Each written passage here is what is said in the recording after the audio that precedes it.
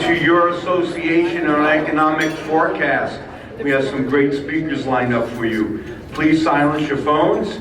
Any phone goes off, it's $25 to our pack.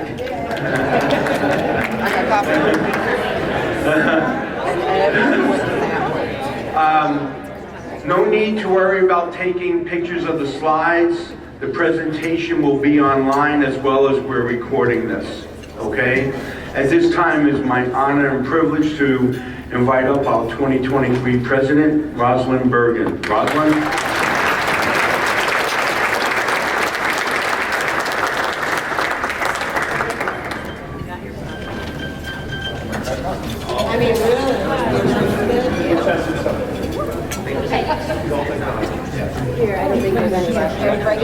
Good morning, and as John said, welcome, and thank you for being here. This is a great turnout. Wow, I like it.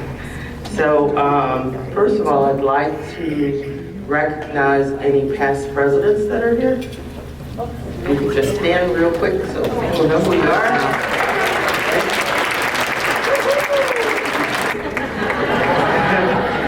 For those who don't know, Joe is NYSAR's president-elect. So next year, he will be our NYSAR president. And then we have directors. Can all our directors please stand if you're here? Our volunteer team. So real quick, I'd like to just mention the charity for this year. My charity is 8 Days of Hope. They are a national non-for-profit organization that responds to disasters and try to, home repairs, distribute food, water, whatever is needed for the area. So they have a headquarters here in Buffalo, and that's who we've selected as our charity. So more to come. We're going to have a golf outing to raise some funds and a few other things going on. So more to come on that. So I would like to introduce our first speaker. And this is the time where people are always asking us, is it a good time to sell? Is it a good time to buy? How's the market? I'm sure you all get that question because I get it all the time from reporters, everybody. So we're privileged to have two speakers to kind of help answer those questions for us. So, and it's an honor for us. A lot of other associations are doing it via Zoom. So with that, I'd like to introduce Jaison Abel. Jaison is head of the Urban and Regional Studies for the Federal Reserve Bank of New York. Jaison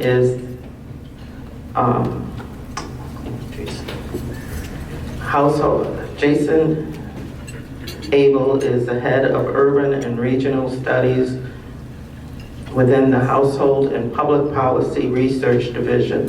He serves the Federal Reserve Systems Committee on Regional Analysis.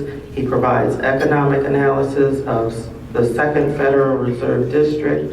His primary research and interest fields of urban regional economics, industrial organizations, economic innovations, and public finance. He holds a PhD in economics from Ohio State University and a bachelor's degree in economics from the State University of New York, Geneseo. So with that, Jaison, I'd like to welcome you and thank you for being a part. Did you start yet? Thank you very much. Okay, hopefully you can hear me okay. Great. Well, first I'll just say good morning and thanks for having me back. This is always one of the most, I would say, fun events and well-attended events that I get to speak at throughout the year.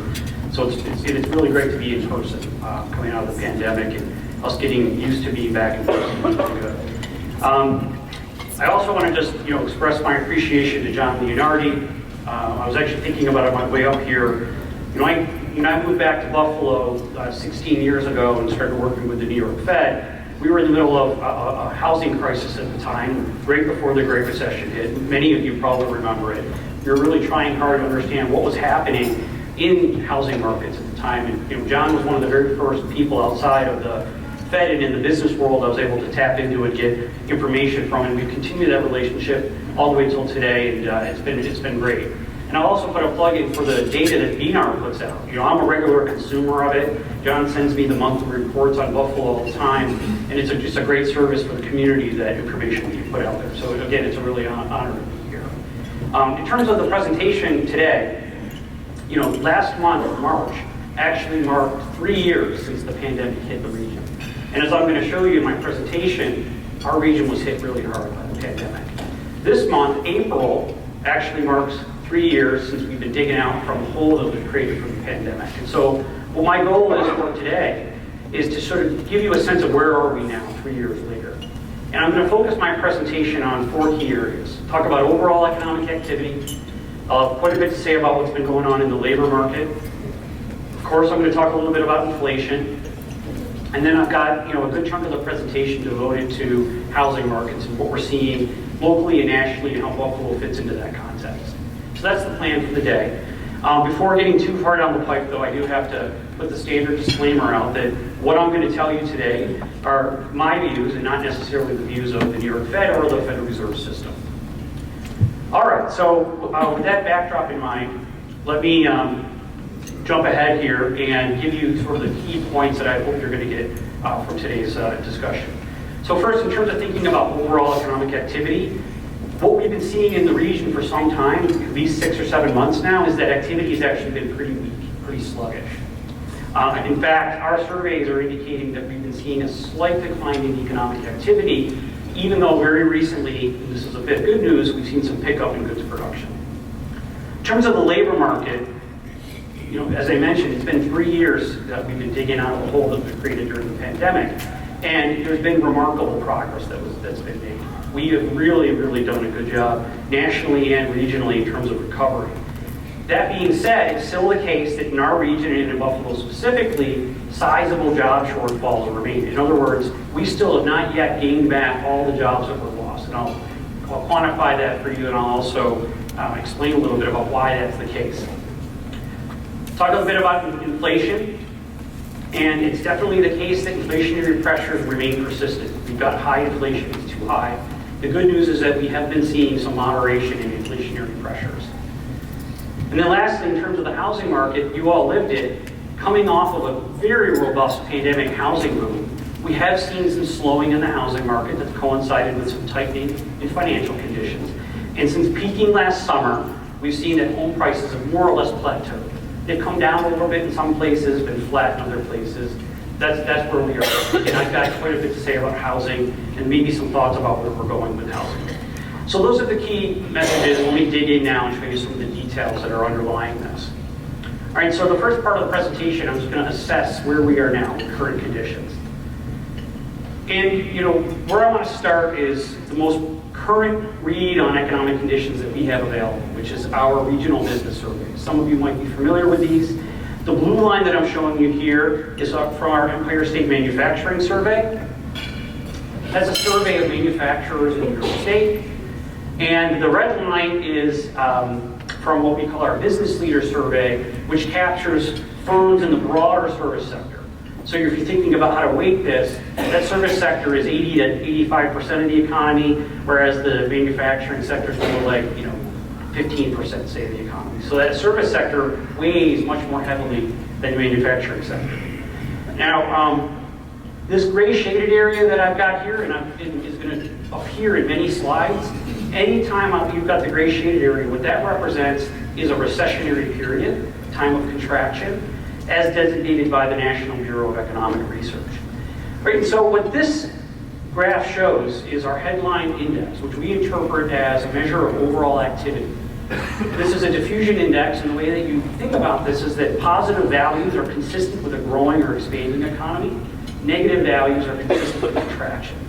You can see it pretty clearly here that when the pandemic hit, we saw a massive contraction in economic activity. This is an unprecedented historical decline in activity, followed by a pretty sizable bounce back, especially in the manufacturing sector.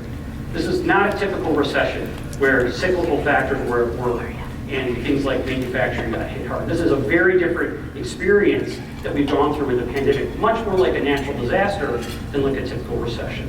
So manufacturing has actually done pretty well. It took a while for service sector activity to actually bounce back. But once it finally did, we had a period of pretty robust growth, really above average kind of growth. Now, starting in early 2022, you could see that activity started to slow. So in other words, regional growth was slowing for most of last year. And if you look at over the last several months, we've got consistently modest negative readings, which is consistent with pretty weak activity or even maybe some modest decline. And again, as I mentioned, our most recent reading, which was just published earlier this week, our Empire survey popped up positive, and so we're seeing a little bit of a pickup in manufacturing production, which is a positive sign. So that's the basic picture in terms of activity. Let's turn now to the labor market. All right, so what I'm showing you here is basically the region's recovery from the pandemic recession. Again, the gray shaded area is the pandemic recession, and what I'm plotting out here is the US in this dark gray line relative to, if you think about the broader New York area, I've got upstate New York in brown, I've got downstate New York, excluding New York City in this light blue, and then I've got New York City in the dark blue. And if you remember, New York City was the epicenter of the pandemic early on. And you can see that our region was hit much harder early on, seeing job losses of well above 15%, on the order of 20%, compared to the US, which is more like 15%. And other than in New York City, there was a pretty strong snapback during the recovery. And we've continued to add jobs at a steady clip. As we got to more recent times, just sort of normal historical pattern setting, you can't keep continuing to grow at a 10% annual rate. Growth has slowed. But you can see that in all parts of the region, we're still below where we were before the pandemic. So upstate New York and downstate New York outside of New York City is 2% below, and New York City is 1%. Now, I will say here for New York City, early on, it took a long time for New York City to sort of get its footing. There's many articles written saying that big cities in New York City in particular are dead. That has not proven to be the case. In fact, once New York City sort of got on its legs, growth has really accelerated, and at one point it was lagging, and now it's actually at just 1% below. So how does Buffalo fit into this picture? Right? Buffalo is this red line, and in all the charts I'm going to show you, I'm going to include Buffalo. Buffalo has actually hit hard relative to its upstate peers, even harder than New York City in terms of initial job losses. Did experience a very robust initial recovery. Some of you might remember at the end of 2020, parts of our metro were classified as red zone and orange zone, and there was a lot of shutdowns happening. You can see the effects there. But since that point in time, we've had a fairly steady recovery, a little bit slower than the US overall, and Buffalo itself is actually at 2%.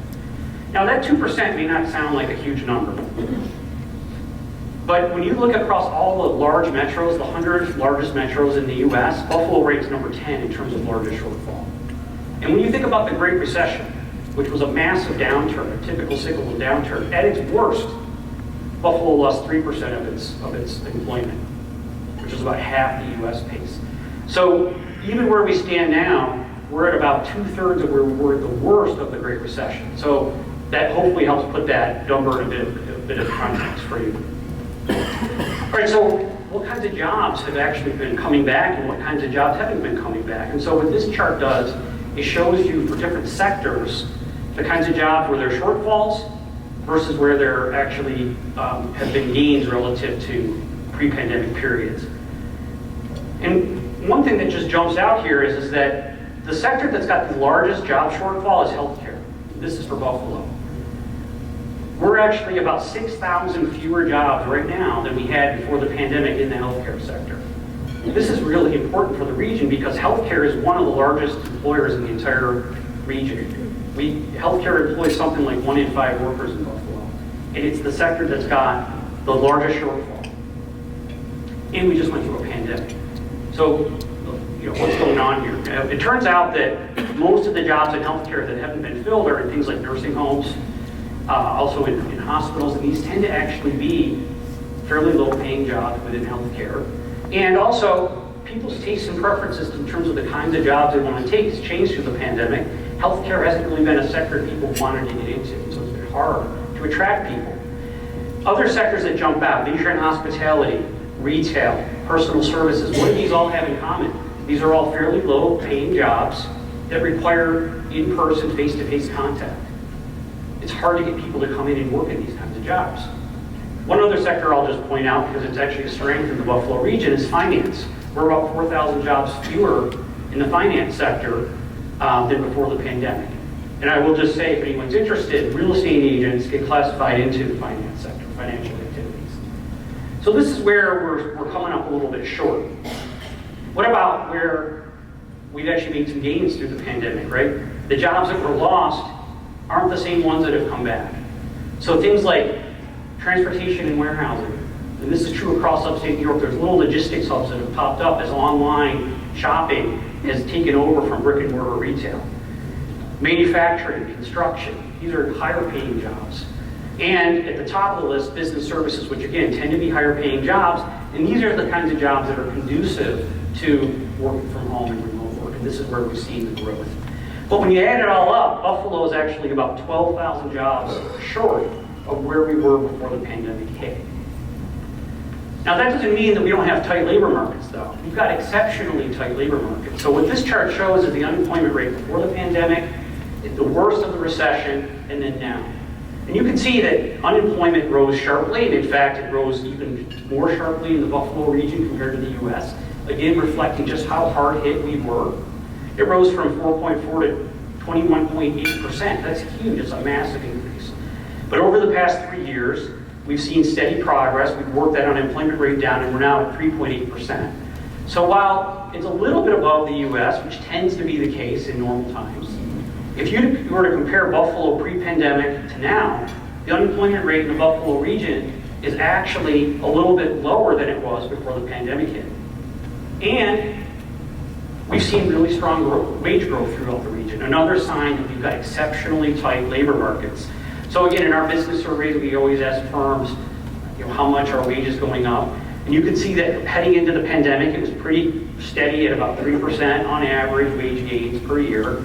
A little bit of a dip during the pandemic down to 2%. And then over the past year or so, again, with such tight labor market conditions, difficulty finding workers, wages went up to about 5% on average. Now, firms are expecting wage growth to come back down to that 3% level out over the next year or so, but this is still pretty solid wage growth. And when you put those two pictures together, very low unemployment, solid wage growth, those are the hallmark signs of a tight labor market. Right? So we've got a little bit of a puzzle here. On one hand, we've got 12,000 fewer jobs than we had before. On the other hand, you've got exceptionally tight labor markets. What's explaining this picture? Well, you have to go, and I've hinted at it a little bit, you have to go to thinking about the actual workforce that we have here in Buffalo. And the workforce has declined through the pandemic and has not rebounded. So what this red line maps out here is just the overall size of the labor force in Buffalo. And when the pandemic hit early on, people left the labor force. They didn't want to work. As pandemic support has run out, more people have come back in. As the labor market's tightened, as wages gone up, more people have gone in. But if you were to compare to pre-pandemic, we're at 12,000 fewer workers than we had before the pandemic. And it's not a coincidence that the 12,000 fewer workers coincides roughly with the 12,000 fewer jobs that we've got. So it's really hard to find workers.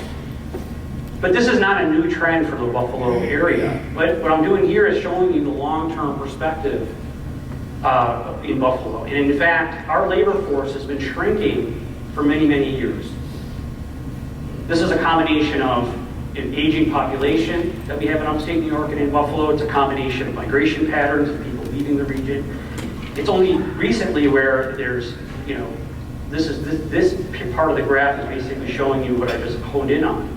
And in fact, if you were to just take the trend line that was going on before the pandemic hit and sort of project where would we actually be if that trend continued, we're actually above where we would have expected to be. So what this says, to me at least, is in order for this region to get a full recovery, to actually get back to the level of jobs we had before the pandemic hit, we need more workers. We need more people to come back into the labor force or to move into the region, because really right now what's holding back growth in the labor force is just lack of workers. I talk to businesses in all different sectors. Everyone's looking to hire, they just can't find people. And that's what's driving, that's fundamentally what's driving the region's labor markets. All right, so let me shift gears from the labor market and talk a bit now about inflation, which is, obviously maybe the most significant economic challenge we face at the moment. And so what I'm showing you here is a graph of personal consumption expenditures price index. This is, from the Federal Reserve's perspective, the preferred inflation measure. There's all different inflation measures out there. You might have heard of the CPI or the PC. We tend to prefer the PCE for technical reasons. And maybe the most important line to follow when trying to understand what's going on with inflation is this red line, which we call the core PCE price index. All that means is we're looking at all the different goods and services people buy, and we're stripping out food and energy. Why are we stripping out food and energy? Is it because we don't think that's important? Of course not. That's hugely important to everybody's monthly, daily, weekly budgets. But in terms of getting the best underlying signal as to where inflationary pressures are heading, energy and food tend to be super volatile. They tend to move around a lot, so you can't take as much of a signal out of that. So the core is really the one that we focus on. You can see that heading into the pandemic recession, which is this gray shaded area here, we were more or less around that 2% FOMC objective. Now the Federal Reserve's got a dual mandate. It's maximum employment and price stability. So it looks like the full employment part of the objective is really being met.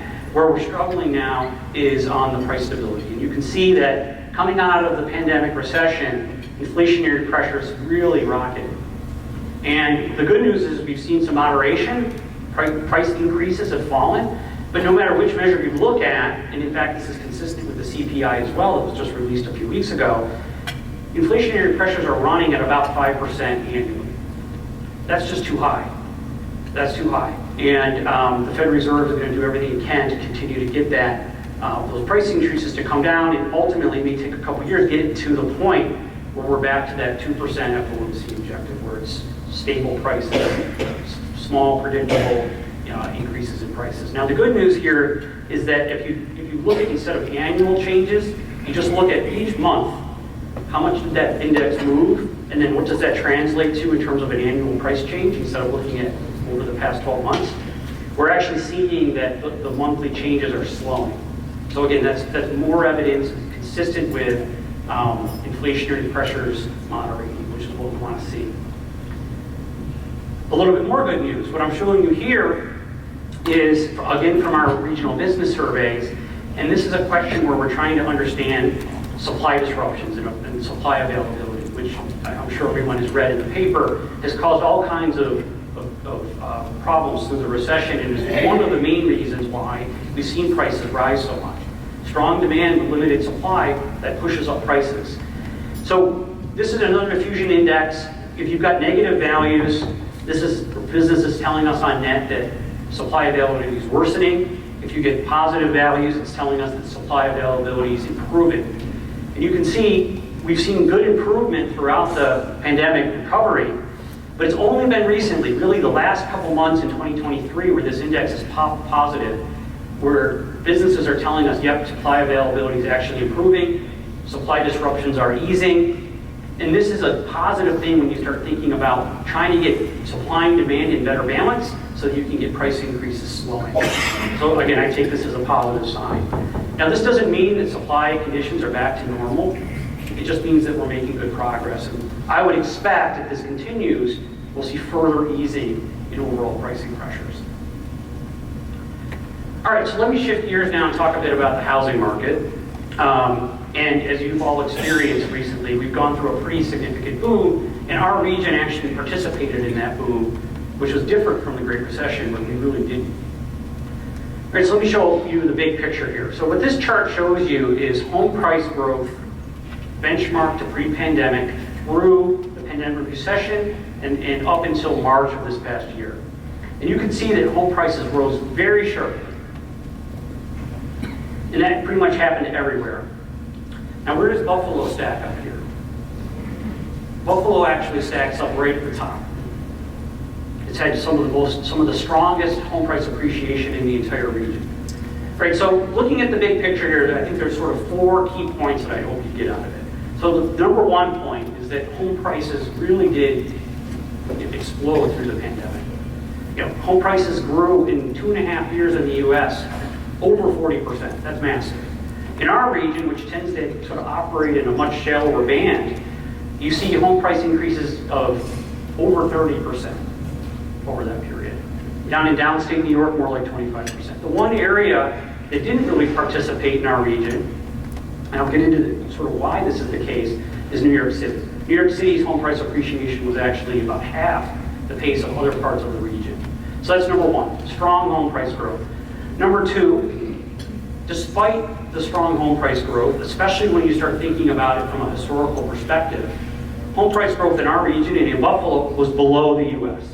So that means there's other parts of the country that saw much more rapid growth than we had. We participated in the boom, but we were a little bit below average, which is typical. The third thing that I see in this chart that I think is surprising, and I'll explain a little bit about what the dynamics are, is that the least dense areas are actually the ones that saw the strongest home price appreciation. It might be surprising that upstate New York is actually so high, because there's so many parts of upstate New York that have pretty sluggish local economies, yet housing markets were extremely strong. So what's going on there? And then the last thing that I hope you see here is that it looks pretty clear to me that the boom's over. Right, starting last summer, home prices started to slow. Home price increases started to slow. And since then, I would just say more or less we've seen a plateauing of home prices, maybe some slight declines. So that's what I get out of this. It's also true that rents rose really sharply as well. Right, it wasn't just home prices, rents rose too. And when you think about inflation, it's rents actually that feed into those indexes more so than the home prices do. Obviously, there's a connection here. But the same kind of thing, rents rose pretty much across upstate New York on the order of about 30% over that period. But you can see that more recently, even rents have started to stabilize and plateau. All right, so what are the factors that explain the boom? So I've got 3 I'm going to point to, and what the exercise I'm going to kind of engage in here is I'm going to go through each one, explain it, and then talk about what's changed since we hit that peak in the summer. And I think if we look at it that way, we think about the fundamentals that are driving the boom, we can think a little bit about what that means in terms of home prices going forward. All right, so the first thing I want to point to here is that early in the pandemic, there was substantial support provided, fiscally, monetarily, in a very favorable financial environment. What normally happens when we get into a recession is housing markets tend to weaken. But the support that was provided, and it's not just payments to individuals and homeowners, but there was protections put in against evictions and foreclosures and things like that, and it kept the housing market from sinking. Gave it a good solid floor during a very period of weakening economic conditions. And then on top of it, with interest rates falling, mortgage rates fell, and that put a big boost in demand for housing. So it became a very financially friendly environment to be purchasing a home. So that's the initial thing that started it. Well, what's happened since then? All right, this is showing you the 30-year fixed mortgage rate. I'm sure this is something that you are extremely familiar with. You can see that as rates fell from about 5% and continued to drift down to a little more than 2.5% during the peak of the pandemic housing boom, since then there's been an extreme tightening, and mortgages actually got up to about 7% and have drifted down and right around 6.5%. So in a very short period of time, financial conditions tightened very significantly as interest rates rose. I would say that this is probably the most significant major change that's happened that's actually caused the slowdown in housing and made home prices sort of flat now. It's this tightening in financial conditions. And it was by design. But I think we've sort of seen what the impacts are on the housing market from this. All right, let's talk about the second key factor, and I think this is maybe the most important one. Right, I hinted at this a little bit in the first part of the presentation. There was actually, when the pandemic hit, there was an increase in demand for less dense areas. And then this was facilitated by the rise in remote work. recent research that's looked at this indicates that the rise in remote work and the shifts in demand that were associated with that explain about half of the increase in home prices during this period. So this is a really important factor. And there's a couple key things that went on here that explain different parts of the geographic pattern. So the first thing that happened is early on in the pandemic, a lot of the things that make big cities fun to live in, we call these amenities, urban amenities, things like being in bars, restaurants, being in, having public transportation available, having museums and theater available. These types of urban amenities all of a sudden lost their value because people didn't want to be around each other. Right, so number one. Maybe more fundamentally though, the rise of remote work made a disconnect between where you actually live and where you work. It decoupled that location decision. And that's going to turn out to be really important. And then the last thing is with more people working from home, people just wanted more physical space. They wanted a place where they could actually do their work. Right? And again, when you put all those things together, there was a massive shift in demand that affected some parts of the country more than others, and it led to high home prices or increasing home prices. So let me explain some of the geographic patterns. So probably the most significant thing that happened with the rise to remote work is it pushed people out of the inner cities and out into the suburbs. Right? And so what I'm showing you here is a map of New York City. This is basically the first year of the pandemic, and it's just plotting out home prices. Now, Nick Bloom, who's a researcher at Stanford, calls this the donut effect. And it's really only true in big cities. Like, this didn't really happen in Buffalo. It happened in places like San Francisco. It happened in places like New York City. And what I'm showing you here is that in the inner core, parts of Manhattan, Brooklyn, out into Queens, during the initial part of the pandemic, home prices actually fell in that, and it created a hole. And then the further you got away from that urban area, right, you see that home price growth was more rapid and more rapid.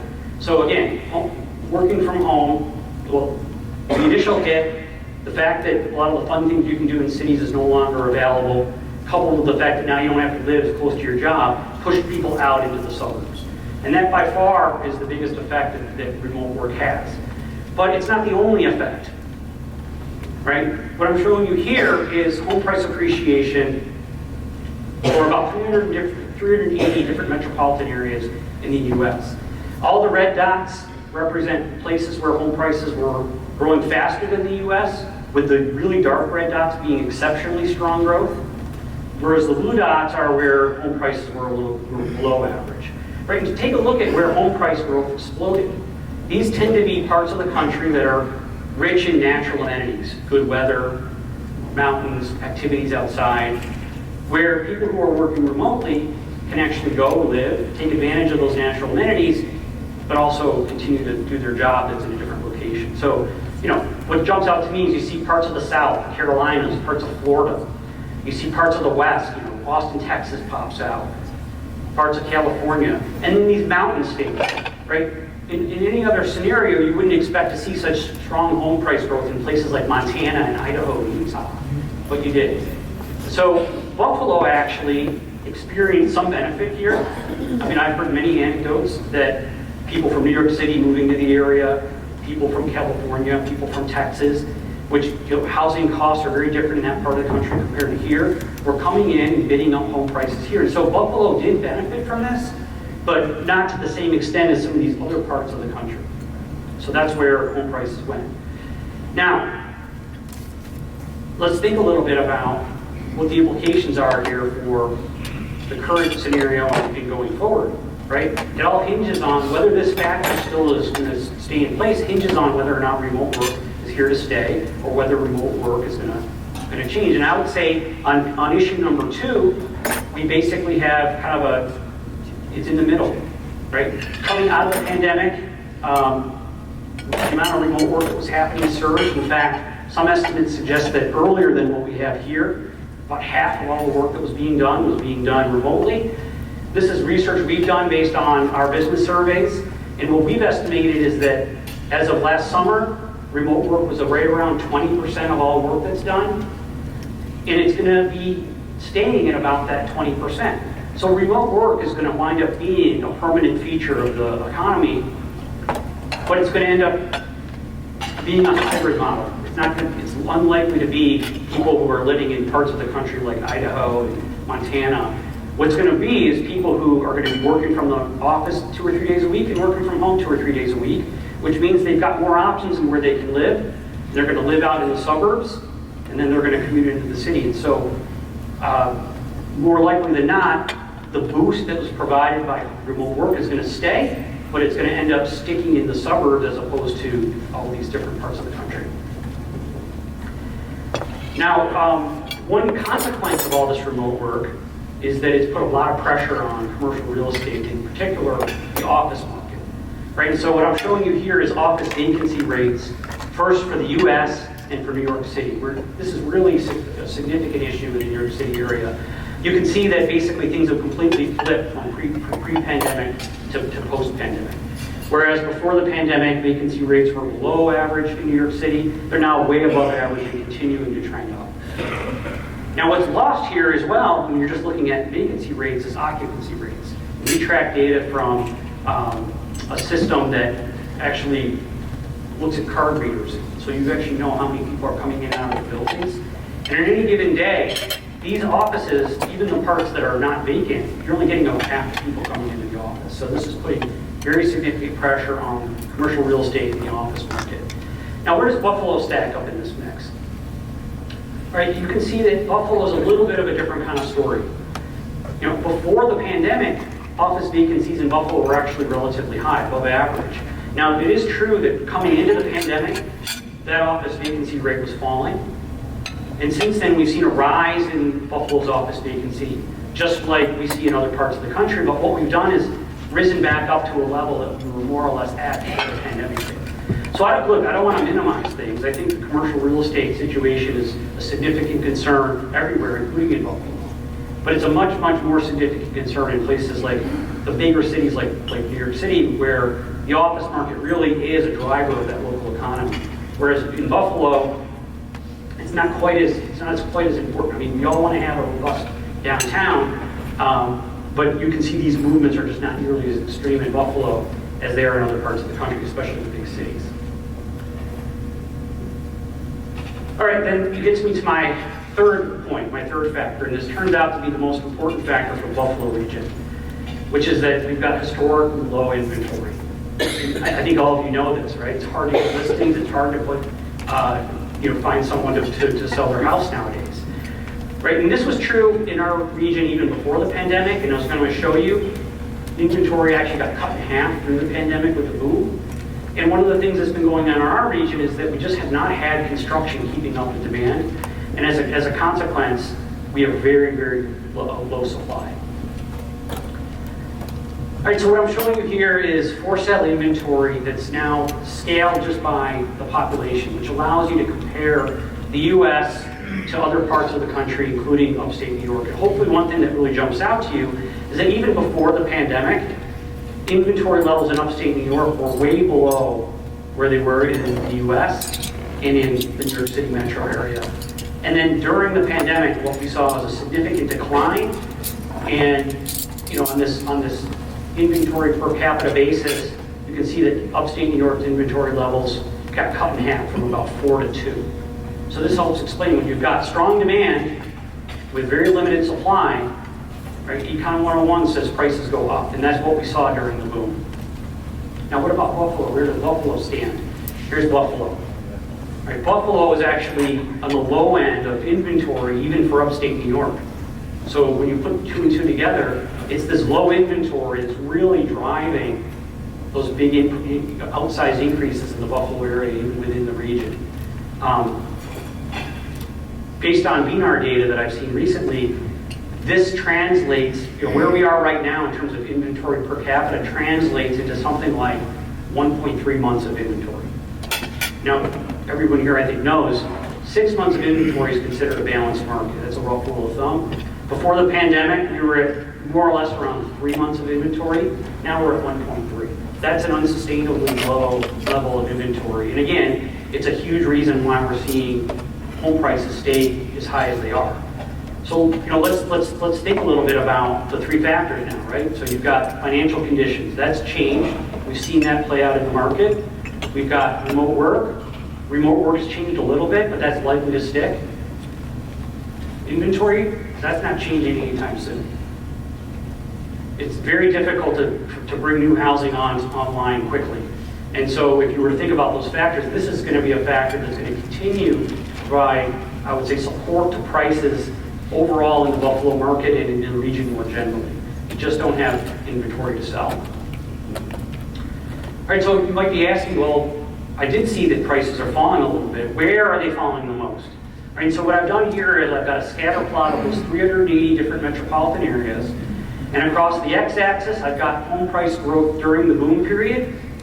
And on the y-axis, I've got changes in home prices in percentage terms during this more recent period, the plateauing period. So the first thing I want you to notice here is that there's a downward negative slope line in these data. What does that say? This just says that home prices are falling the most now in the parts of the country that experienced the most rapid increases during the boom period. And here they are, right? Parts of Florida, parts of Arizona, parts of Idaho, parts of Montana, right? These are the areas of the country where there's the most adjustment that's actually happening. If you were to look at upstate New York and in Buffalo, these are all places that really didn't see outsized home price appreciation during the boom, and now are seeing very modest home price either gains or declines during this more recent period. And I would expect that this pattern is going to more or less play out as we continue to adjust in the market.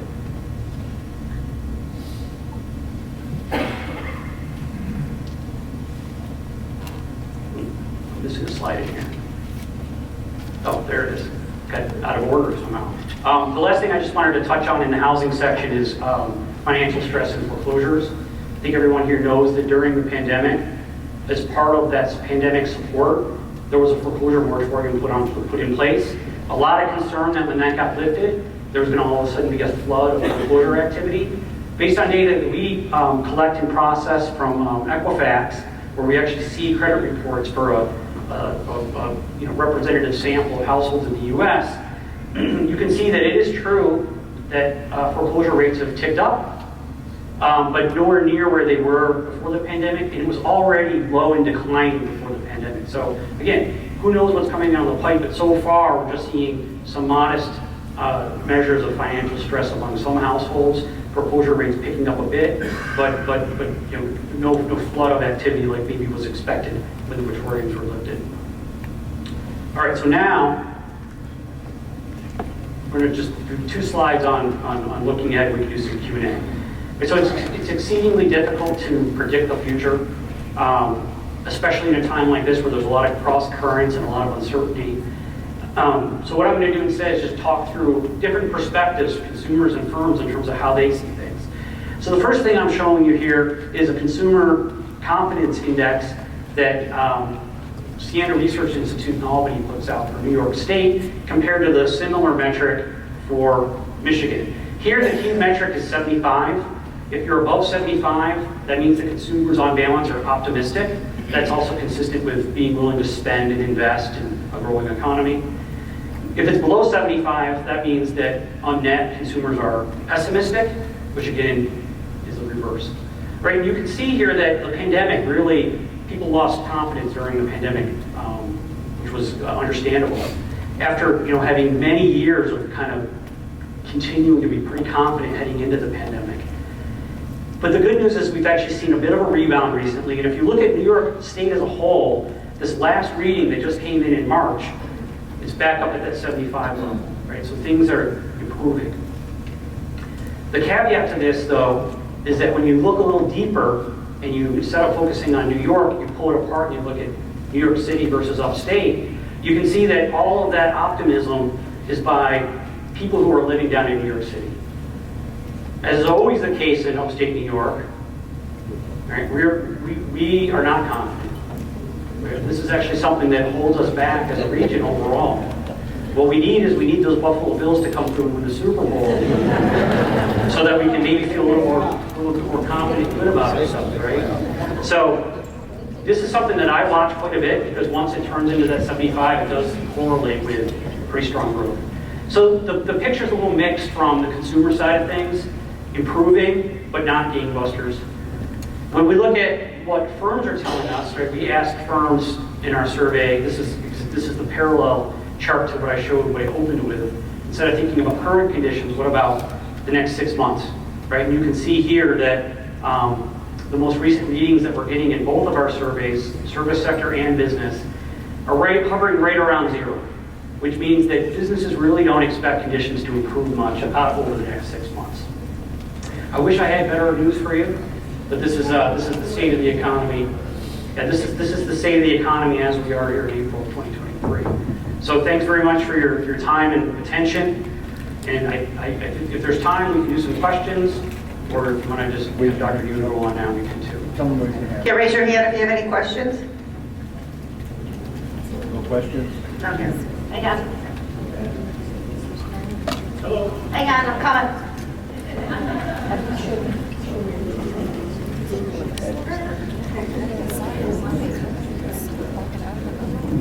Jason, my name's Ed Goldberg. Just got a few points, but I just wanted to focus on inflation. We've had increased interest rates in the past year. Obviously, you had a chart to that. Prime went anywhere from 3.5 to 7.5 within a 1-year span. We've had increased minimum wages. We've had increased gas prices, increased cost of inventory, which increases the cost of business, increases the prices. So where is this plan actually decreasing inflation instead of feeding inflation? I'm trying to think of how to process all that, because some of these things feed into inflation, some of them are a consequence of inflation.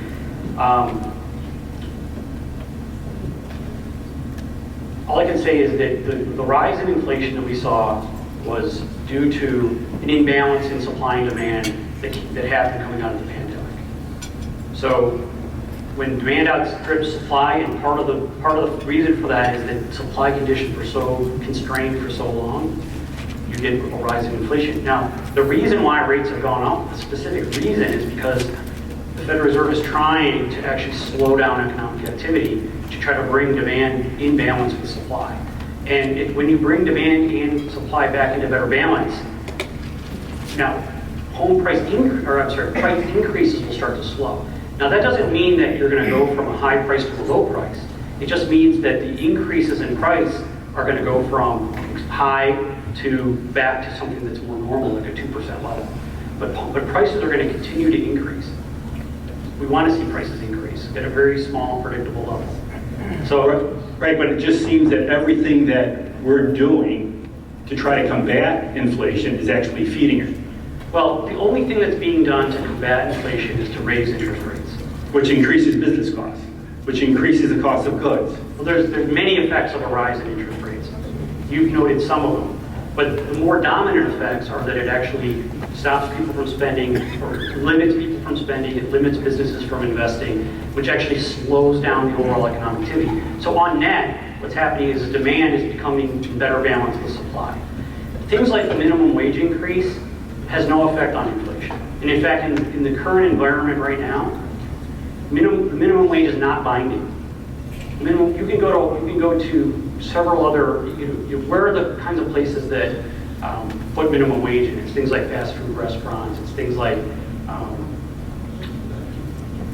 places like that. They can't hire because people are going and taking jobs in other parts of the economy where wages just in the market are higher than that. So, minimum wage is definitely not feeding into inflation. Now, overall rises in wages can feed back into inflation, but the minimum wage, if it's having any effect, is tiny in the current environment that we're in, even in upstate. If you've talked to a small business owner who has to dramatically increase their wages to be able to meet that minimum wage, then you'll see those prices increase. And if they didn't raise the wage, they would lose their workers to other opportunities that are already paying more than that. We hear this all the time. On net, right now. I'm not talking about before the pandemic. Before the pandemic was a different situation, and it was pretty clear that the annual increases were binding. But with the labor market as tight as it is, these minimum wage increases, it's at about $15 right now. That's not a binding wage, minimum wage. Which they're talking about raising to $20 an hour. That's just talk at the moment, but Okay. I'm talking about what's happening in the economy at the moment. Okay. It's a non-binding minimum wage. It's having no effect whatsoever on prevailing market rates or on inflationary pressures. Thank you, Jason. My name is Robert Helms. Excuse me. My question is kind of like a forecast. So with the high unemployment rate and the rate Well, unemployment's at a 50-year low.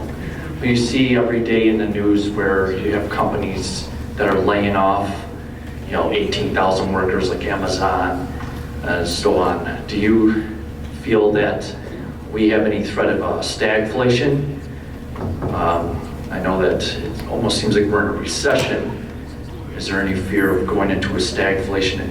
If so, do you think that the commercial real estate is at any threat? There's a lot of pieces in there. So first, just in thinking about some of the announcements you've all seen in the paper, fairly sizable layoffs at big companies. Most of those layoffs, if not all, are really outside of the region. So far, it doesn't seem like any of those layoffs are really having big impacts in the regional economy. It is true that some people who work remote and actually are living in parts of upstate New York but working in places like California, they're affected. But in the bigger picture, pretty modest effects. And really, if you look at even if you were to take all of those layoffs and add them up and look at the overall size of the labor market, believe it or not, it's still pretty small, even though it gets a lot of attention in the news. And when it gets a lot of attention in the news, it becomes very much on your mind. In terms of overall effects in the labor market, not big, especially because a lot of the people who've been laid off have not had a hard time going and finding new employment, just because it is so hard to find workers. So a lot of the people that got laid off have been scooped up in other companies. It's possible, actually, that what happened during the pandemic is there was a little bit of overhiring in the tech sector that's now there's some adjustment happening. In terms of what does this mean in terms of a recession? So, this kind of question was brought up at the end of last year. There was a lot of concern about recession. And it was fueled in part because there was, at the very beginning of 2022, some weak readings in GDP. We had actually 2 negative quarters of growth, so that means we had a decline. And people may remember from Econ 101 that a rough rule of thumb is if you get 2 consecutive quarters of decline, that's a recession. It turns out that's actually not the case. Determining whether there's a recession requires a lot more information than just what's happening in terms of GDP. And most importantly, what's factored into thinking about whether we're in a recession or not is the labor market. And the labor market is, despite some sluggishness, even in our region in terms of overall activity, the labor market has continued to be extremely strong. We've had, averaging 250,000 plus jobs per month added to the economy, even over this period of weakness. And so, I'm not the person who decides whether there's a recession or not. That's all done by the National Bureau of Economic Research, and they've got a business cycle data committee that does it. But when I look at the tea leaves and I put the pieces together, the strength of the labor market to me makes me think that we're not in a recession and we're unlikely to be in one anytime soon. Now, you always get in some trouble when you make these kinds of forward-looking statements because it's hard and the economy can change. But right now, I think things look solid. Jason, we have another question over here. Okay, good morning. Just a quick one about the graphs that you showed us where it denotes upstate New York and New York City. So we know during the height of the pandemic, people were moving out of New York City. They were going north and west, as far west and north as Orange County and Sullivan County. But when you have on those charts upstate New York, what's the line of upstate New York? Is it over the Mario Cuomo Bridge and everything north and west? Or is it, where is upstate New York as compared to western New York? So think of like Dutchess, Putnam, Ulster, Orange, that line right about there. And everything west and north of that is not part of upstate New York. Well, west and north that would all be part of upstate New York. So basically for rough geographic, below Albany, so there's a couple counties like Hudson County and so forth. That's all part of upstate. Greene County, that's part of upstate. But below that, where you get into the Poughkeepsie area, that's part of the downstate region. Yeah. But you are 100% right. I mean, people went all the way up into the Hudson Valley, and some people even left the region altogether and went to Florida and Texas and California and things like that. Jason, Off the hot thank you. Absolutely. That was great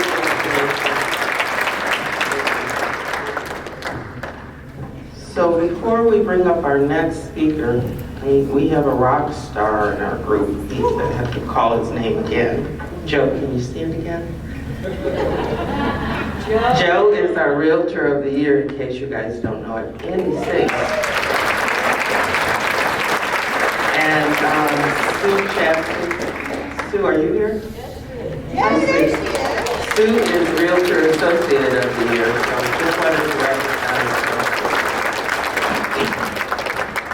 So our next guest is Dr. Lawrence Yoon, the Chief Economist and Overseer of Research Groups for the National Association of Realtors.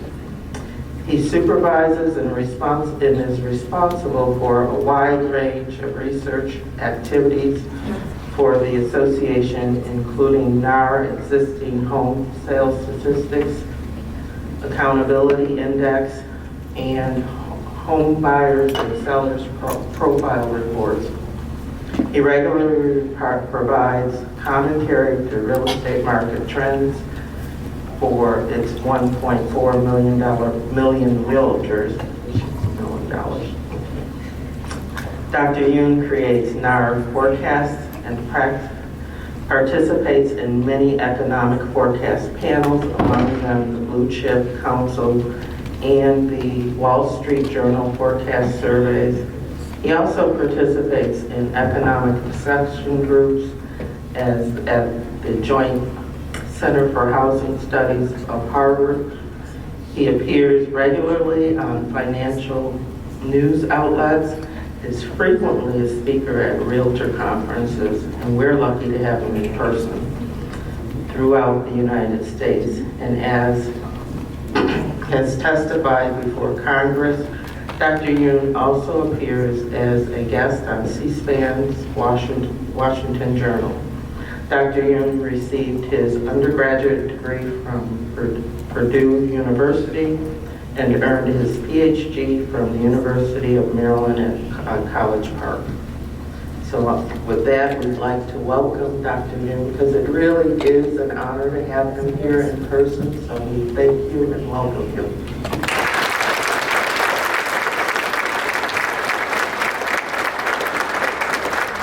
Good morning, everyone. And first, I want to thank President Rosalind Bergen for inviting me, arranging this meeting, and what a wonderful hospitality she and the other officer last night for a thoughtful hospitality.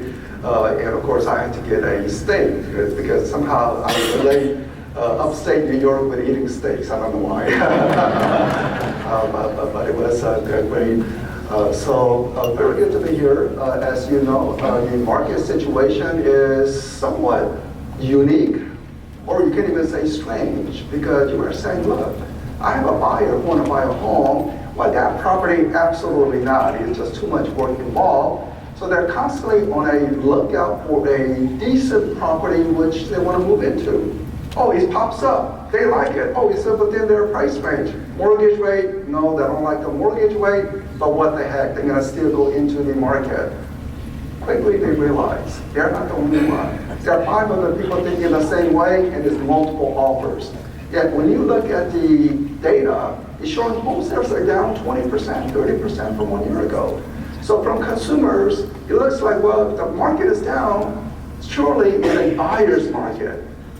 Yet for some people who are especially looking at starter home, they're saying it's not a buyer's market. I am competing with other buyers out in the marketplace. Now, if you're trying to sell an upper-end market homes, maybe the homes are sitting on the market for 2 months, 3 months, maybe price discounts are needed, but it's all over the map. So it's a very strange, unique market condition currently. Consumers are definitely interest rate sensitive. We see that. Mortgage rate goes from, say, 7% to 6.5%, and what do you know? There are more people coming in. As soon as the mortgage rate goes back up to 7%, they pull back. And I don't think that's necessarily a consumer decision. It's more of a lender decision. Lenders are saying, okay, we can give you mortgage at 6.5, all the numbers make sense, but at 7%, sorry, we cannot give you the loan. It's a somewhat of a strange market condition. So let's look at some graphs. I'm sure Jaison, working with the Federal Reserve, all the Federal Reserves make an independent decision. There's that Washington, FOMC, the New York Federal Reserve in New York City, and then you have the branch out. Buffalo is getting represented, and I'm sure Jaison sends information from upstate New York down to New York Fed, who then sends it over to Washington. But this is the Federal Reserve policy which had been most aggressive in raising interest rates since early 1980s. So data begins from 2019 pre-COVID. But once COVID happened, great uncertainty, no one knew what was going to happen. Federal Reserve went all in, zero interest rate policy. That zero interest rate is not for you and me, it's for the banking system, what they borrow from each other. But for you and me, what is relevant is more towards the blue line movement.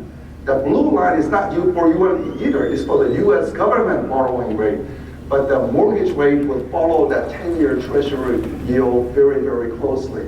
So as you can see, if you look at the blue line, it was low and it went up. So mortgage rate went up throughout 2022, essentially choking off a good portion of the market.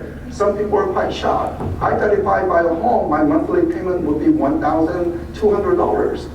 But now it's $1,900? No way I can do that. So this rising mortgage rate really began to choke off the market condition. The one interesting development also is the fall of the Silicon Valley Bank. As we all know, bank run situation. But believe it or not, I would say half of the regional banks across the country, there are about 10,000 regional banks across the country, half, 5,000 could potentially be in similar situation as Silicon Valley Bank. So they're on a wobble. But since the collapse of the Silicon Valley Bank, the Federal Reserve has provided a lifeline to all these 5,000 banks in the wobble to prevent the bank run. Because bank run would be an awful thing. Just imagine your money suddenly potentially disappear if it's a little over the limit. It caused huge crash. So how did Silicon Valley Bank come about? Well, say they had $1 million deposit. People put money into Silicon Valley, they have $1 million.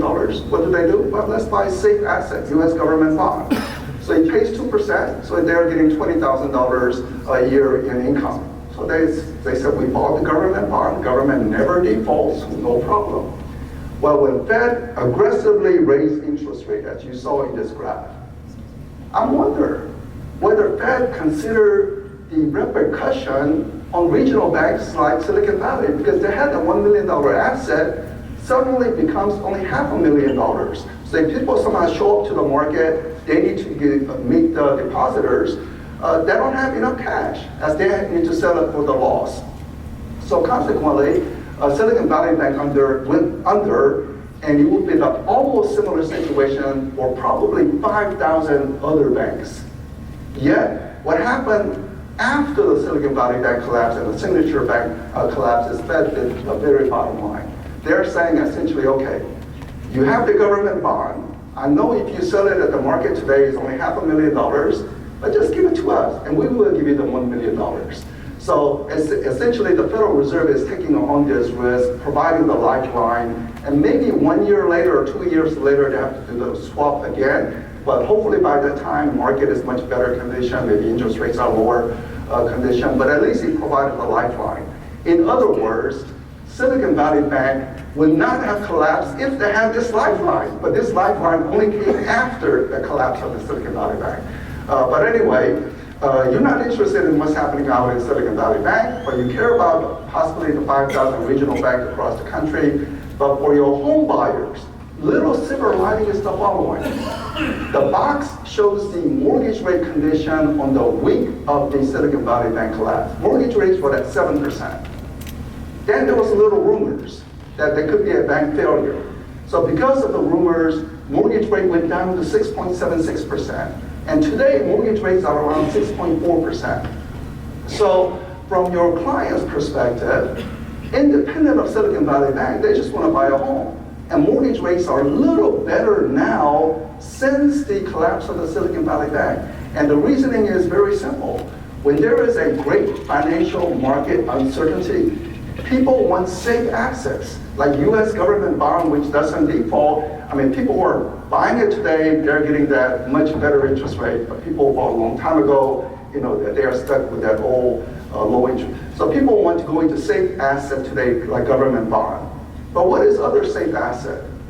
Well, just consider, you work with veterans, some may get a Veterans Affairs mortgage. Government guarantee. Some of you work with first-time buyers. FHA mortgage becomes very important for first-time buyers. Government guarantee. Mortgages originated by Rocket Mortgage, Bank of America, or your local mortgage lender eventually get sold to Fannie and Freddie, and Fannie and Freddie is the government guarantee. So what does government guarantee mean? If the home buyer somehow loses a job, they cannot make the mortgage payment, at least the Wall Street who have purchased all these mortgages will still get their money because government is saying it's government guarantee. So therefore, if there is a financial market uncertainty, it makes anything related to government guarantee rates a little lower, so the mortgage rates are lower. But again, going to the basics, you are working with clients that cannot get a mortgage rate at 7%, but now maybe they can get a mortgage rate at 6.4%. So it has opened up the gate for some buyers to reconsider coming back into the market. But it's coming back to the market after a big sales decline that happened throughout last year. I'll put it into 3 boxes. First box is pre-COVID.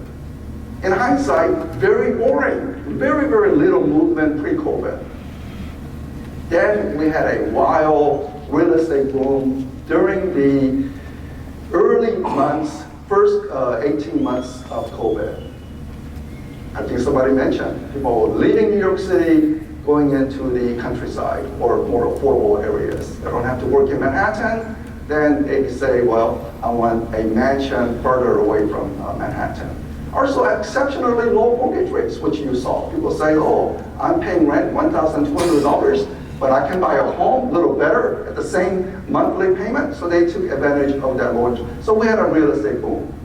Then in 2022, the last box, consistent sales decline, because mortgage rates were going from 3% to 4% to 5%, 6%, and finally 7%. So with each increase in mortgage rate, choking off more buyers out of the marketplace. And this is the monthly data, the actual annualized home sales, and the line in the middle is the COVID. So pre-COVID, little movement, post-COVID, you see some fluctuation. One point to note is the very last data point, little increase, but even with that little increase, we're still down compared to pre-COVID days. So we are still below pre-COVID, but maybe we have set the floor, absolutely bottom in terms of home sales. Talk to your grandmother. 1982, mortgage rates average 18%. All the people who bought home in 1982, if you were to interview them today and say, do you think that was a good purchase when you purchased the home at 18%? And they will probably answer, it was the best decision, financial decision of my lifetime. I would not have this wealth if I did not buy the home at that point.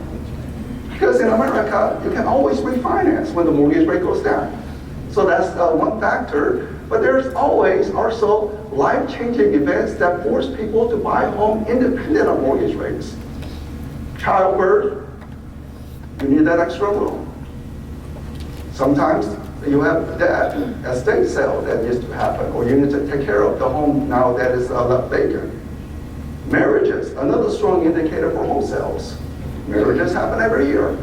Divorces, well, you can say unfortunate, but it happens in life. So that also leads. So there are life-changing events, especially now with so much social division in the country. Somehow it just seems to be intensified division in the country. Maybe people want to change school district to say, no, I'm tired, I need to change the school district. Maybe that will be the facilitator independent of the mortgage rates consideration. Or job relocation.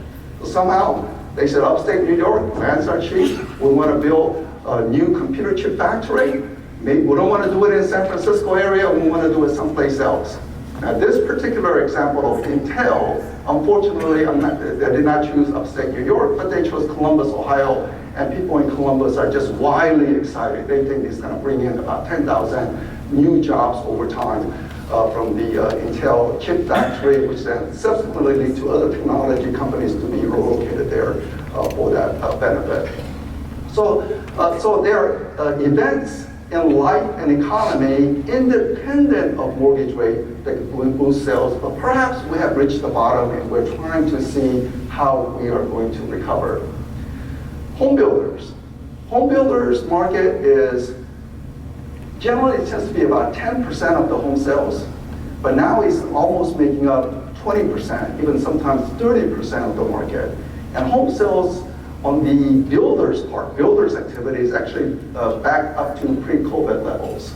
So our existing home sales are still way down, but the builders activities are coming back up.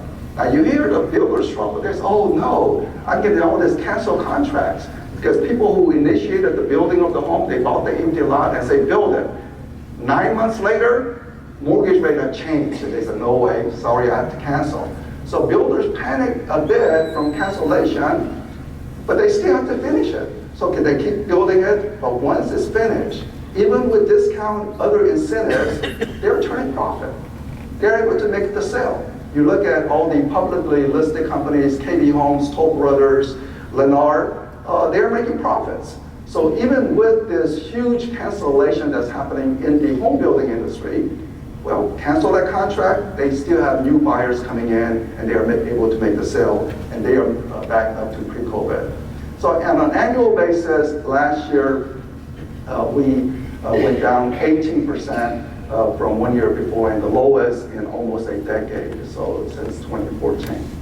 And Buffalo, Niagara Association of Realtors does a great job. And again, I always appreciate all the volunteer leaders who work with the staff in providing what the realtors would value, and they have this wonderful statistic. Go to the website, so it provides a lot. So this is as of end of last year. I mean, they have more up-to-date like March, but I'm looking at the end of last year. And what is very unique is the following. Nationwide, I mentioned the sales declined 18%. But in Buffalo, it only declined 8% total, which means that it held on much better. Then I began to look at more affordable markets across the country. Cincinnati, Indianapolis, showing similar situation to say less of a decline in affordable markets. In other words, affordable markets, yes, people care about interest rate, but it is not as highly sensitive as in San Francisco market. In San Francisco, you change mortgage rate a little bit, it just wipes away people. But in Buffalo or Indianapolis, higher rates do not wipe away people. There are still buyers who are able to buy a home. So less sensitivity of mortgage rate, it went down only 8% last year. And look at the prices, up 11%. So if you're a large brokerage in the local area, you saw the headline throughout last year. Housing market down, housing market down. But overall real estate industry income in the Buffalo region actually increased. So sales were down 8%, but prices were up 11%. So large brokers said, I hear all this down activity, but actually did fine last year. This year could be a little more challenging, but at least the numbers show that Buffalo is holding on much better compared to the rest of the country. And this is the March figures, so 2023, and when I look at the figures, closing sales, so let's start from the top on the very end. The new listings are down 8.5%. People are loving their 3% mortgage rate, so they're saying, oh, we have extra child, we need extra bedroom, but we like 3% more than our kid, so we're gonna stay home a few more extra years. So new listings are not popping out at the moment because the mortgage rate gap needs to narrow between what homeowners have versus what the market can offer, because if the gap is too large, they want to stay at home. The pending contract is down 8%, doing better than the country. The closing activity down 26%, but that's not good. That's about the national average. But But the fact that the pending is much less of a decline than closing, at least this is an early indicator that you could be one of the first to recover compared to the rest of the country. And prices, miraculously, it is still up from 1 year ago. So you had a big gain last year, or you had another big gain 2 years ago, but it's still cranking out gains because of affordability. So affordable markets are not seeing a price decline. Price declines are happening in expensive areas. New York City areas, Boston, I'm from Washington, D.C. regions, and the California markets. So expensive regions are seeing price declines, but Buffalo still able to crank out little price increase. So this is the long-term price movement in the Buffalo region, quarterly basis from year 2000. So back in the year 2000, hard to believe, median price was about $75,000, a typical home in Buffalo. Some was more expensive, others $75,000. But look how stable it is, a steady growth. And then once COVID hit, little faster upturn from the impact of the COVID, people wanting to go to affordable markets, people do not have to return to office, all that part. This is the national price appreciation. So again, pre-COVID, no movement, 3-4% a year. Post-COVID, this is the big. And then the last data point is actually slightly negative by a decimal point. But you see the variation across the country. Northeast down, except in upstate. Upstate is positive, but the New England states generally down. The West region is down, but the Midwest is affordable, so cranking out positive gains. And the South region, the reason why South is cranking out price gains in, say, Florida, Texas, Carolina, is this fast job creation. They are just creating a lot of jobs. So the job market is important in pushing up the prices. Now let's look at this chart. Currently, about, let me see, what did I put here? About 1/2 of homes nationwide, all the locals may be different, half of the homes nationwide are either getting multiple offers or being sold within 2 weeks. You list the home, contract signing, how long does it take? So that's a fast-moving market. Half of the home either multiple offers or being sold within 2 weeks. But once home is listed for longer than 2 weeks, then you have to do some price negotiation. And this is what the realtors across the country are doing. So let's look at the very last column. If the homes are sitting on the market for 3 weeks, then through price negotiation, eventually at the closing table is 5.4% price discount from the list. Home sits on the market longer, larger price discount, and if it's over 120 days, 13% price discount to get to the closing table. We sort of know this common sense, longer days on the market, larger price cuts. Maybe you did not know the actual figures or figures that other realtors were doing to get to the closing table. So these are the actual figures. Go to the middle column. Middle column is pending contracts. So pending contract numbers show similar pattern, except the numbers are not as negative. So what this is telling is, when you sign a pending contract, don't uncork the champagne bottle. It's not time for celebration. You only celebrate at the closing table, not at the pending contract. Because something could go wrong. Home inspection and sale renegotiation, and will people agree to the renegotiation, appraisal value. So the fact that the pending contract is a little less of a decline is implying that there is a second round of price negotiation that happens after pending contracts.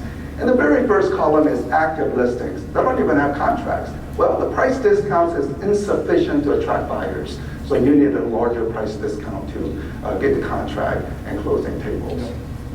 So prices have increased a lot, and certainly, at least in the media, a lot of information about, oh, home prices are just bound to crash. And certainly back in about 10 years ago, there was a major foreclosure crisis. So when your clients ask, could the home prices crash? First thing to answer is, look, in Buffalo, there's nothing to crash. Prices are already very affordable. That's obviously one answer you can provide. But if you want to go into the factual comparison, just say, look at the factuals.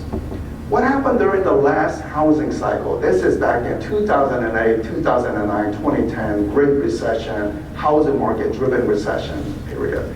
8 million job losses across the country. Today, Amazon is announcing layoffs. Mortgage lenders have already fired many people. So there are job losses. But at the same time, there are help wanted signs. Help wanted sign at the restaurants, help wanted sign as you are walking down the main street. But it's not only low-wage industry. Among people who are getting hired today, the wage, typical wage almost match up with people who are getting fired. So if you look at the net, we don't have job cuts, at least so far. Some people say maybe we will not have a job cuts at all. So job numbers are completely different. Second part, how many people are receiving salaries? 155 million, so very higher number compared to last time. What if we include independent contractors who have fluctuating income? Or even more, subprime lending. Those funny, shady, risky mortgages with teaser interest rate, no income documentation. It blew up last time. This time we don't have that. Why? This is where we appreciate your efforts in responding to some of our NAR call to action, and certainly we talk with the local association officers like President Roslin when certain activity occurs. And we said, look, in Washington, through all our advocacy efforts to say, we don't want this foreclosure crisis to ever happen again. And how do we prevent that? Let's go back to the basics. Let's make sure people who get the mortgages have the ability to repay. So there is actual legislation that was called ability to repay standard or something. So you have to meet all the numbers, ratios, document your income. So we will not have subprime lending. Good thing. So again, another different point. What about home building activity? Home builders went wild back then. They feel overbuilt. Today, we don't have enough inventory. Home builders are actually underbuilding. Total inventory is much less. Mortgage delinquency, historically low levels. Foreclosures almost not existent. And partly due to the fact that the mortgages are in very sound footing. To illustrate this point, let's look at the mortgage delinquency. People who miss mortgage payment by more than 3 months. So all of us sometimes miss a mortgage payment, and the penalties, I don't know why the monthly penalty is so high, but we try to catch up. But if you're missing mortgage payment for 3 straight months, that's a trouble. So this is how many people are missing mortgage payment for more than 3 months. Middle of the graph, big circle, that is the subprime lending blow up. The second little circle towards the end, that's when COVID arrived and we had the mortgage forbearance program. Federal legislation to say, look, if you can demonstrate economic hardship, you don't have to pay mortgage for a while. And some people took that opportunity and did not pay. But what is it today? People are saying, no, I'm finding a job, and today's mortgage delinquency rates are at historic low levels. So again, very good condition related to the mortgage. So if you are preparing for some foreclosure property sales, or you are taking new education on short sales, which very, very complicated for people who went through it last time, very frustrating. Maybe you don't even have to study foreclosures or short sales because it's indicating that nothing is coming down the line. People are very solid. And this is the number of distressed sales, either short sales or foreclosure sales. What about the inventory levels? Just focus on the top line. Top line is from multiple listing service. So multiple listing service is indicating that inventory level today are at historic lows, unlike what you see on the peak. So again, home price crash coming? Well, certainly not. I would say even in San Francisco market, I'm hearing that on entry-level home, $1 million in San Francisco, that's outrageous. But they're getting multiple offers on those entry-level homes because now, as long as there is job creation, because there's not enough inventory. While the bottom line is showing home builder inventory, so home builder inventory is always much less than the existing homes market. I know some home builders listed on multiple listing service, so the top line would exclude the builder inventory. But if you were to hone in on the builder inventory, it's actually at cyclical high. But they are able to make the sale once it's completed, which means that, remember at the beginning I mentioned, home builders, their sales activities are back to pre-COVID. But realtors' activities are not, because builders have sufficient inventory. They have it, they can make the sales. Let me just skip that and go into this. Apartment construction. is very robust across the country. In fact, it's at 40-year high. I forgot to ask John Leonardi, the CEO here last night, whether apartment building is very active here by relatively standard. But we're seeing this in every community, Omaha, Washington. When you see a construction crane, it's pretty much for apartment construction. So apartment construction is very robust. This will have important forecast implications for the housing market. So just be mindful that apartment construction is very active. And some of you may have investment properties. Rent growth has been very good. You say, oh wow, rent is good. Prices are rising. I'm doing well. But be a little cautious that the rent growth may not be so strong going forward because you have more competition coming from the apartment sector.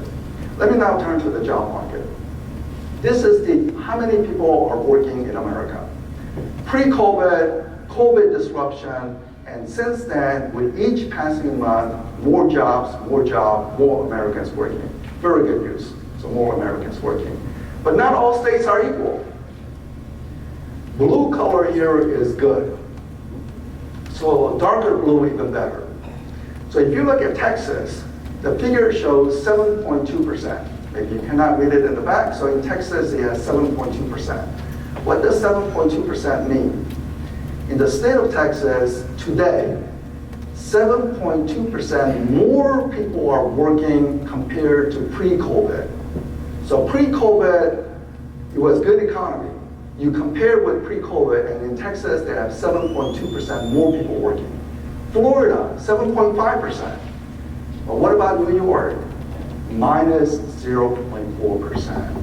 So New York is one of the laggards across the country. You have not fully recovered since going down from pre-COVID condition. So the red that you see are still down. Light blue, little positive, but dark blue, solidly positive. So New York is behind in that metrics. And if you look at the job condition in the Buffalo, Niagara region, what you find is that from year 2000, so looking at 20-year chart, there's been virtually no job growth prior to COVID. So from over a 20-year time span, many other cities added jobs, but in Buffalo region, no net job creation over a 20-year time period, which you have to ask. Maybe you need to talk to the politician, why is this happening? There's always a talk especially among New York State politicians to say, I'm going to bring jobs back up to New York, upstate New York. It's only New York City that's generating jobs. No, we're tired of it. We want job creation in upstate New York. Well, it's not happening. Despite all the talks, it did not happen.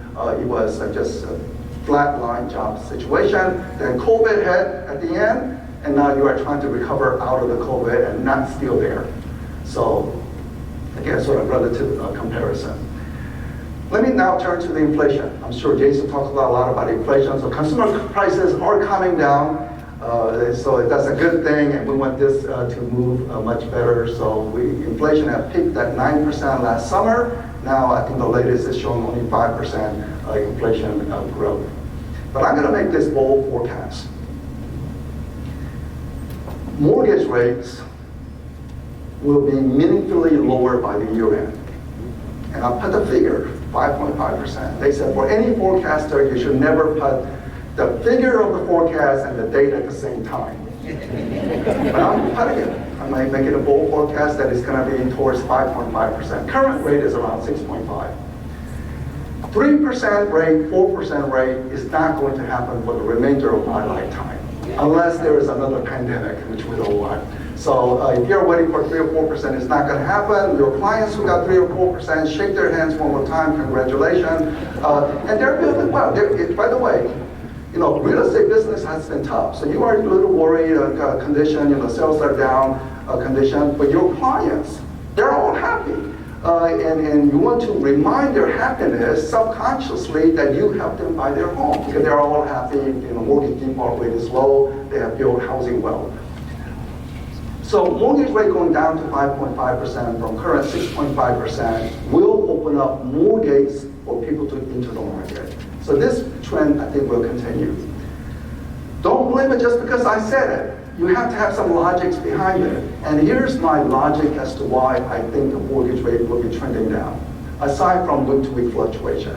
So first, this is the weekly data on the mortgage rate in top late October, early November, so that really peeled off the market. Then it started to trend down before going back up, so you always see a week-to-week fluctuation. But here's the one logical reason as to why I think the mortgage rate will fall. I mentioned about the consumer price inflation coming down. What is the job of the Federal Reserve in Washington? Their job is essentially to say, control inflation. So if they don't control inflation, they're not doing their job. So their mandate is to control inflation and help the economy. Two goals are there. But their goal is help control inflation. And you saw that inflation is beginning to trend down, which is a good trend. However, even as the overall consumer inflation is beginning to behave better, believe it or not, the rents are not. According to the rent component, which is a heavyweight in the consumer price inflation. Price of eggs, very good story. You interview people, what do you think about price of eggs? Very good news story. Less than 1% of people's budget. Rents, 1/3 of people's budget. Homeowners, well, it's not really included in the consumer price inflation. They just attach to what the renters will pay. So even for the homeowners, this is reflected there. So they're saying rents are right now still accelerating. It's up 9% from 1 year ago. But with so much apartment building, can this continue? It cannot continue with so much apartment construction happening. In fact, if we were to ask, not government, private sector data, like apartment association, they are already saying the rents have already calmed down. They cannot raise rents. So maybe even single family rents will begin to calm down. So given so much robust apartment construction, rents simply cannot accelerate. So if the rents calm down, it's the heavyweight, not eggs. Eggs are lightweight. If the rents calm down, then overall consumer price inflation will behave even better, moving even lower. So if the consumer price inflation begins to behave, what will the Federal Reserve do? Well, they will say, we've been tightening monetary policy. Maybe we don't have to tighten it anymore. And maybe we could even cut interest rates, especially with a regional bank in the wobble situation. So given that the regional banks are in the very risky wobble on the edge situation, maybe they said, well, considering regional bank, maybe we should cut interest rate towards the year end. So just changes in monetary mindset, I think, could occur as the rents come down, which will drive the overall consumer price inflation down and change the mindset of the Federal Reserve. So that's one key reason. But there is another reason. Here's two graphs.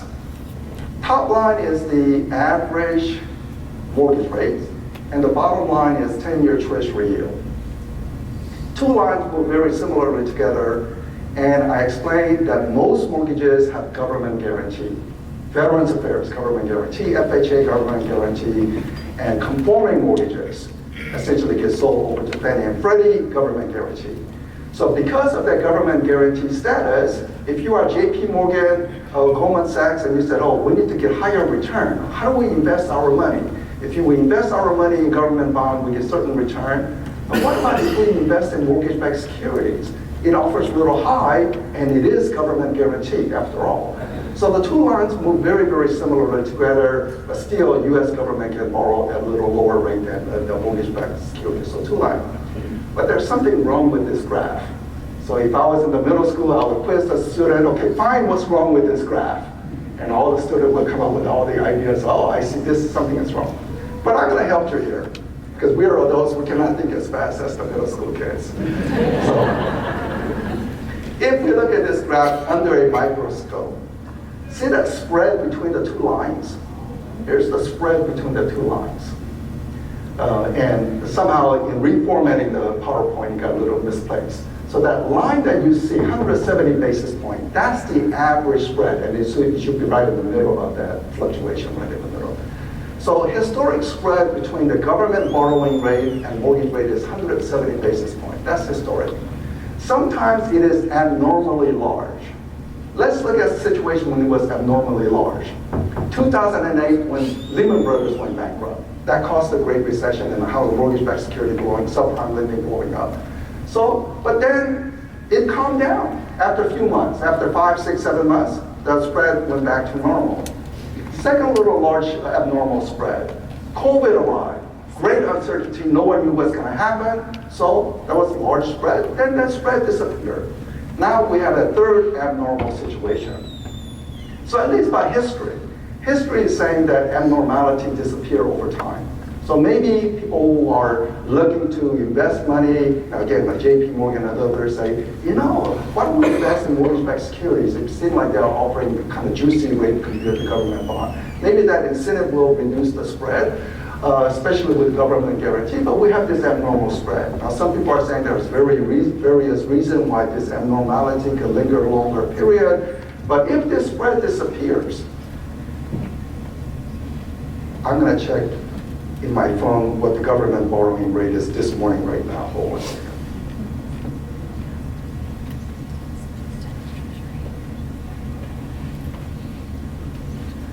Okay, so 10-year treasury is at 3.5%. Under normal spread, today's mortgage rate right now should be 5.3%.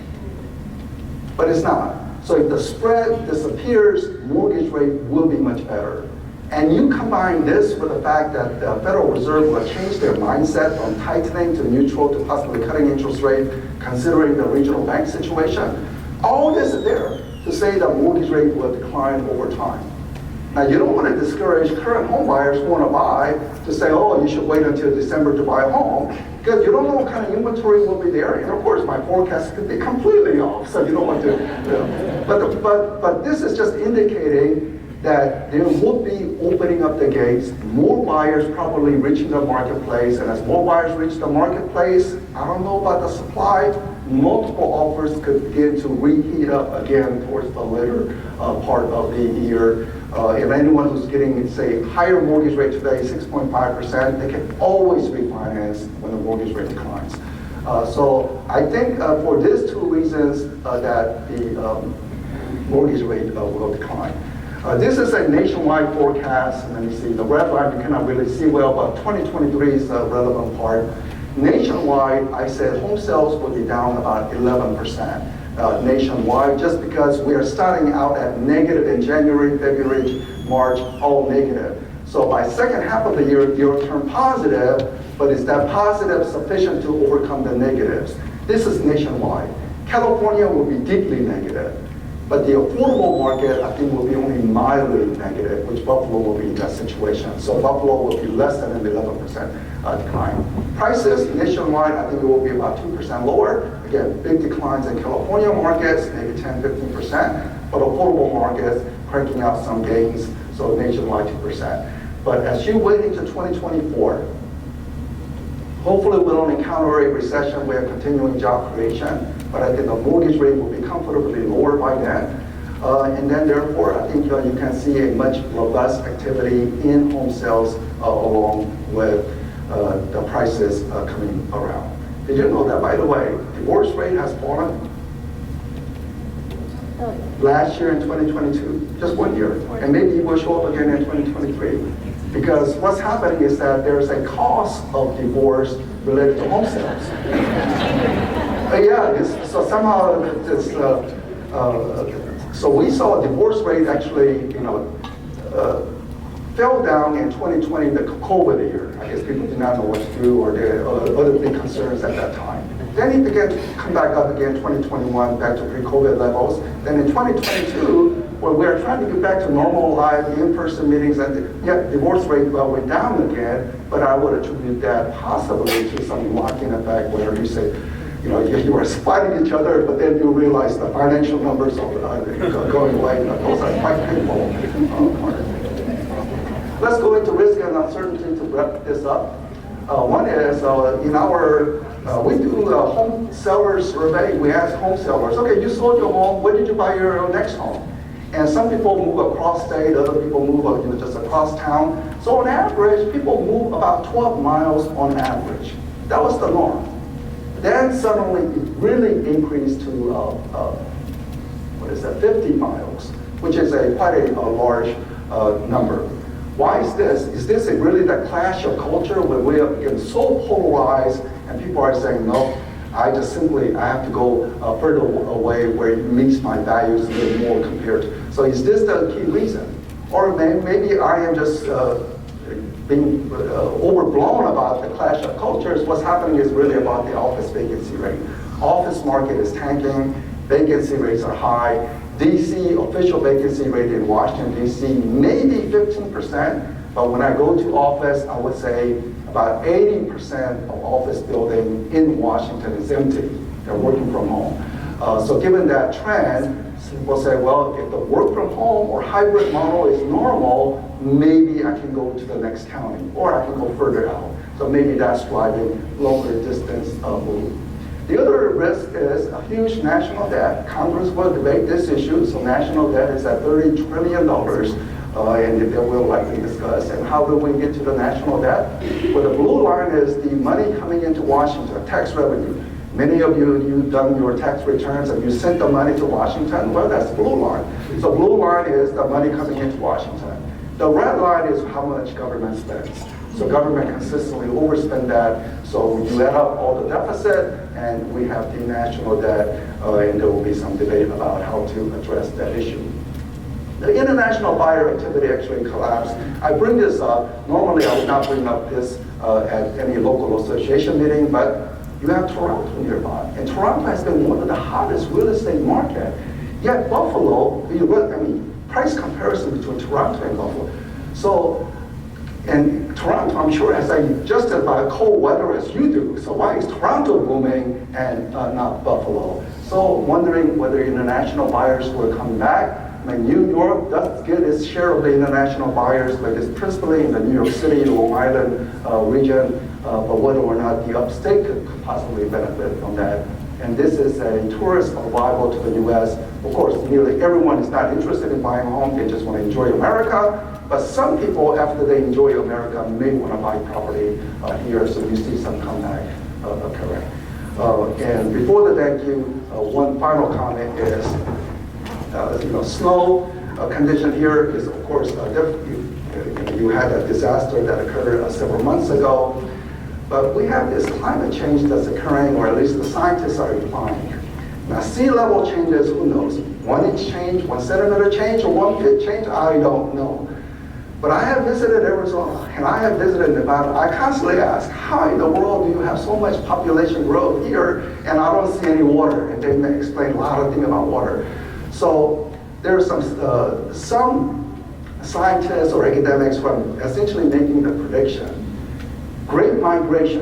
And the first great migration in America was when many African Americans left the southern states that did not like Jim Crow, so they went to the northern state to express, enjoy more freedom. So that's first great migration. Then you have other migration occurring, but possibly there could be a climate change migration over time, especially from the desert area where they may not be getting the water. So what are potential beneficiary if this was to occur? Not that we want it to occur, or we're just trying to be objective about the possibility. People are saying the Great Lakes region will be a huge beneficiary. Clean, fresh water. Not the sea level changes, clean, fresh water, and you have waters right nearby. So will that be a big catalyst that begins to drive? And sometimes you never know what really starts. Columbus, Ohio is hugely excited about Intel computer chip factory. Moving there will be catalyst to future job creation. Boise, Idaho, you don't know, they only produce potatoes, but huge job growth. Home prices used to be only $100,000, today is over $500,000 because Micron chip factory began to locate there, and they relocated, other secondary company began to come, and as other secondary company began to come, there's coffee shop, restaurants, it's a better lifestyle, and the lifestyle began to draw retirees. So you never know what the catalyst is, but I think the one big thing that could possibly happen on the climate change migration pattern is the Great Lakes region possibly being the beneficiary. But with all this in mind, best to your business, and hopefully at least in the short term, that mortgage rate begins to fall by the end of the year, so you have more customer to work with. So thank you very much. Thank you, Dr. Jones. We're going to take a couple questions. Anybody have any questions?